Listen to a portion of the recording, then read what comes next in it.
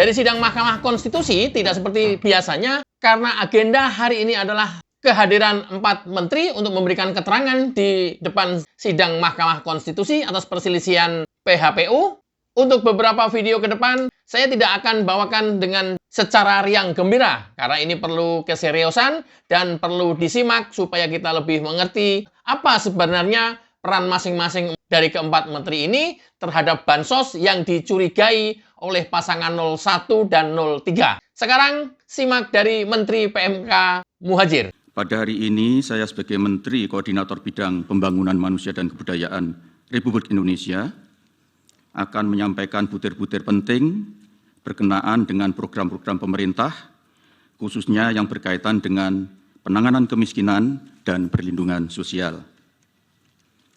Hal ini sesuai dengan tugas pokok dan fungsi Kementerian Koordinator Bidang Pembangunan Manusia dan Kebudayaan yang selanjutnya disebut Kemenko PMK dan yang mempunyai tugas penyelenggaraan koordinasi, sinkronisasi, dan pengendalian untuk urusan kementerian dalam penyelenggaraan pemerintahan di bidang pembangunan manusia dan kebudayaan berdasarkan Perpres nomor 35 tahun 2020 tentang Kementerian Koordinator Bidang Pembangunan Manusia dan Kebudayaan.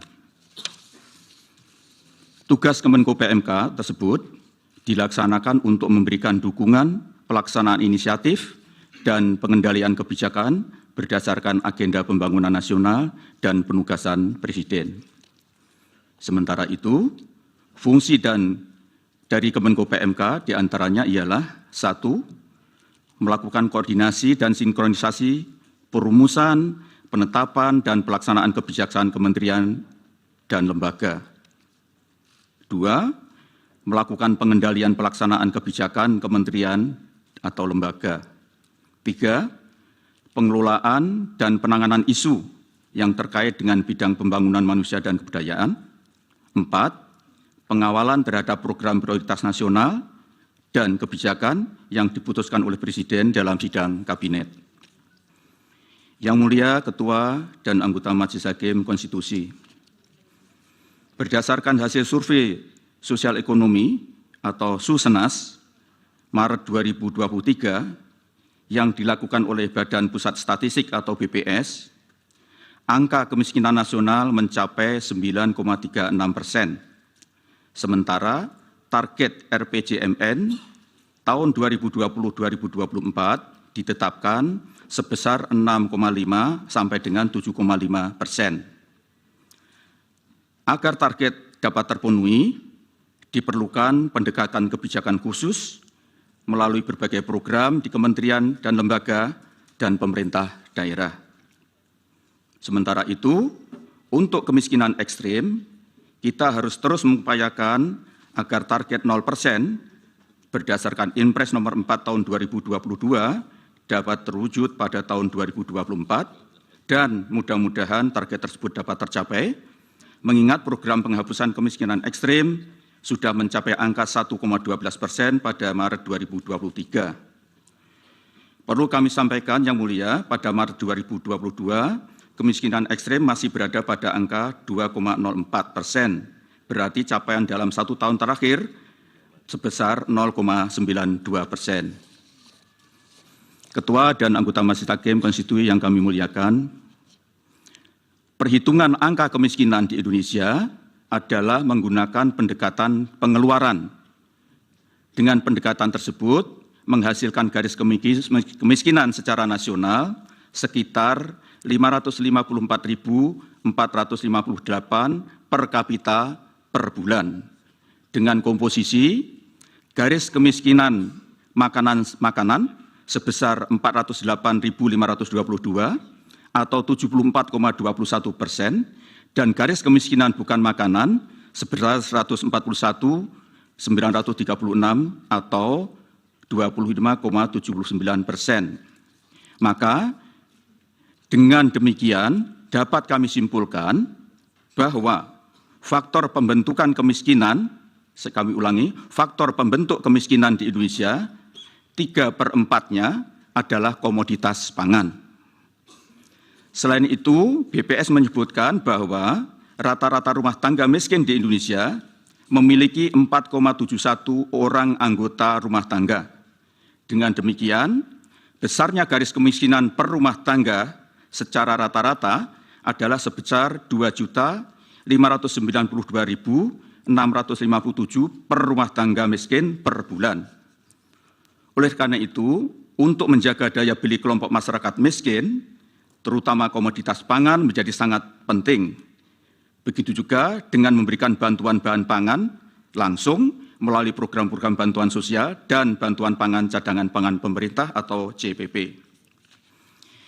Yang Mulia Ketua dan Majelis Hakim Konstitusi, sesuai dengan Inpres nomor 4 tahun 2022 tentang percepatan penghapusan kemiskinan ekstrim, pada diktum ketiga angka 1 huruf B, menugaskan Menko PMK untuk menetapkan kebijakan sumber dan jenis data yang digunakan dalam implementasi program percepatan penghapusan kemiskinan ekstrim.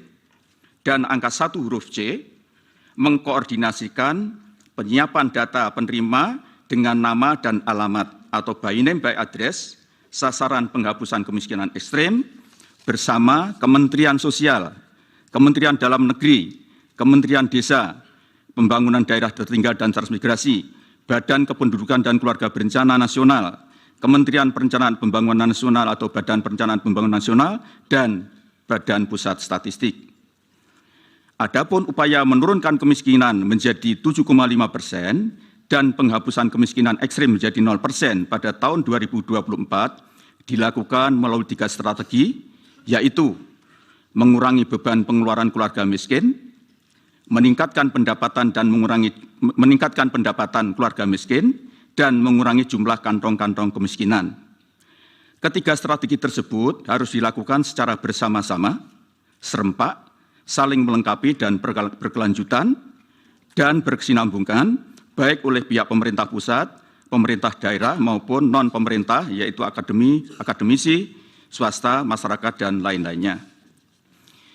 Yang Mulia Ketua dan Anggota Majelis Hakim Konstitusi, salah satu upaya yang dilakukan oleh pemerintah untuk memastikan target tersebut terpenuhi adalah melalui program perlindungan sosial. Program ini merupakan pengejawantahan amanat konstitusi dan peraturan perundang-undangan yang memberikan mandat kepada negara untuk melindungi fakir miskin dan kelompok rentan. Hal ini sesuai dengan Undang-Undang Dasar Negara Republik Indonesia pasal 34 ayat 1 yang berbunyi fakir miskin dan anak-anak yang terlantar dipelihara oleh negara. Ayat 2, negara mengembangkan sistem jaminan sosial bagi seluruh rakyat dan memberdayakan masyarakat yang lemah dan tidak mampu sesuai dengan martabat kemanusiaan. Program perlindungan sosial yang antara lain dimaksudkan untuk mengurangi beban pengeluaran, peningkatan pendapatan, dan penghapusan kantong-kantong kemiskinan telah mendapatkan persetujuan DPR RI dengan alokasi anggaran perlindungan sosial tahun 2024 sebesar 496,8 triliun yang tersebar di berbagai program dan pelaksanaannya oleh kementerian lembaga sesuai dengan fungsi dan tugas masing-masing. Adapun komposisi anggaran perlindungan sosial terdiri dari berbagai macam subsidi, bantuan sosial, dan jaminan sosial. 1. Subsidi antara lain subsidi energi yaitu BBM listrik dan LPG, subsidi pupuk, subsidi bunga kur, dan lain-lain. Yang 2, bantuan sosial antara lain berupa program Keluarga Harapan atau PKH, program sembako atau BPNT, asistensi rehabilitasi sosial atau atensi, Kartu Indonesia Pintar, dan Kartu Indonesia Pintar Kuliah. Yang ketiga, jaminan sosial, yaitu berupa bantuan iuran bagi peserta BPJS Kesehatan, yaitu penerima bantuan iuran PBI yang jumlahnya sekitar 98 juta jiwa. Program perlindungan sosial sebagaimana tersebut di atas dalam kaitannya dengan masalah kemiskinan dan kemiskinan ekstrim adalah dimaksudkan untuk mencegah terjadinya kenaikan angka kemiskinan sekaligus untuk mencapai target penurunan angka kemiskinan yaitu 7,5% serta penghapusan kemiskinan ekstrim 0% pada tahun 2024. Yang Mulia Ketua dan anggota Majelis Hakim Konstitusi, terkait dengan program bantuan pangan beras cadangan pangan pemerintah atau CPP yang diberikan kepada masyarakat pada bulan Januari hingga Juni 2024 adalah merupakan program perpanjangan dari tahun 2023. Adapun tujuannya adalah untuk memitigasi risiko bencana El Nino dan untuk mempertahankan daya beli masyarakat, dikelola dan merupakan kewenangan Badan Pangan Nasional atau Bapanas. Bantuan pangan beras CPP adalah bukan merupakan bagian dari bantuan sosial reguler, namun merupakan bantuan bahan pangan yang diberikan oleh pemerintah. Bantuan pemerintah dalam bentuk bantuan pangan beras atau CPP pada tahun 2024 dilaksanakan berdasarkan Perpres nomor 125 tahun 2022 tentang penyelenggaraan. Data P3KE adalah merupakan hasil triangulasi data existing dari data DTKS Kemensos, pemutakhiran data kependudukan tahun 2023 atau PK23 PKKBN, data kependudukan dan catatan sipil atau Dukcapil Kemendagri, serta data penerima program Bansos dari Online Monitoring System Perbendaraan dan Anggaran Negara atau OMSPAN Kementerian Keuangan.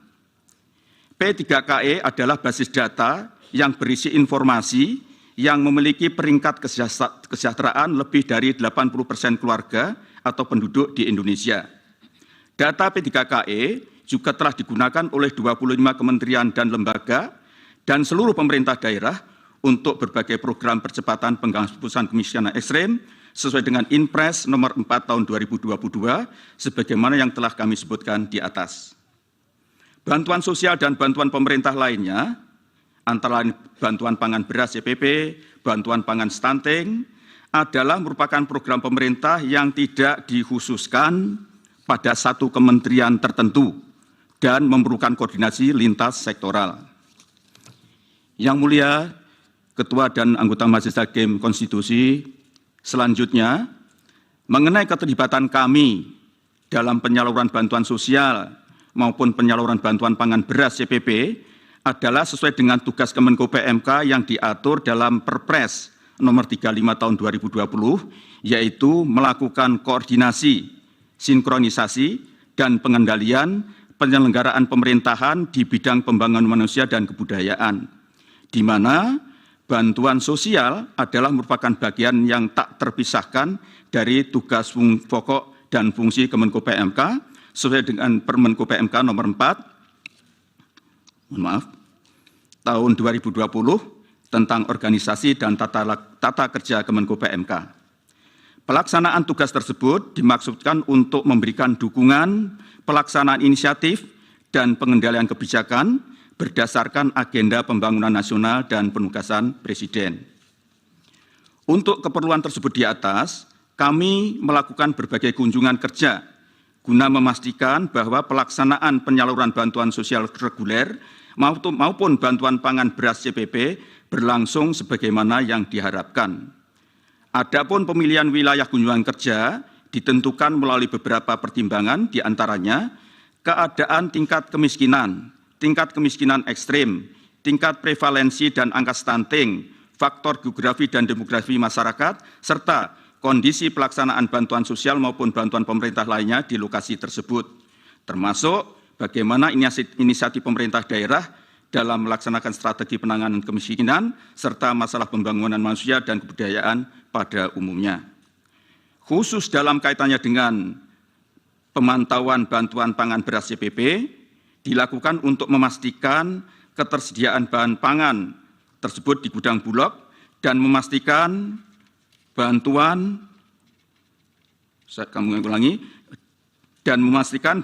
yang diterima oleh penerima manfaat secara langsung, di samping itu untuk memastikan bahwa distribusinya berjalan dengan baik serta memperhatikan prinsip-prinsip tepat waktu, tepat sasaran, tepat jumlah, tepat kualitas, di samping untuk mendapatkan umpan balik atau feedback tentang bagaimana pemanfaat bantuan tersebut oleh keluarga penerima manfaat.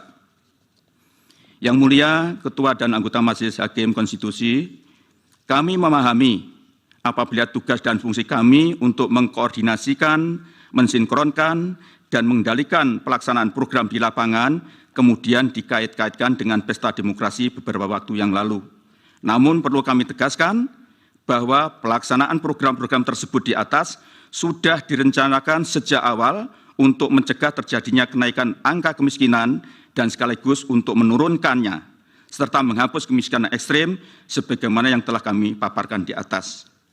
Adapun penyerahan bantuan pangan beras CPP di Kabupaten Lamongan yang kami lakukan dirangkaikan dengan kunjungan ke wilayah perkampungan nelayan di Kecamatan Brondong yang sekaligus untuk melakukan KSP, Koordinasi Sinkronisasi dan Pengendalian, Koordinasi Sinkronisasi dan Pengendalian dalam penanganan kantong kemiskinan nelayan di wilayah tersebut, yaitu penanganan masalah sanitasi dan pengerukan muara Sungai Lamong, bersama ini berkoordinasi dengan Kementerian PUPR, ketersediaan bahan bakar untuk nelayan dengan PT Pertamina, serta pengerukan dermaga Tambat Labuh, pembangunan PABS dengan Kementerian KKP, dan pembangunan mercusuar dengan Kementerian Perhubungan.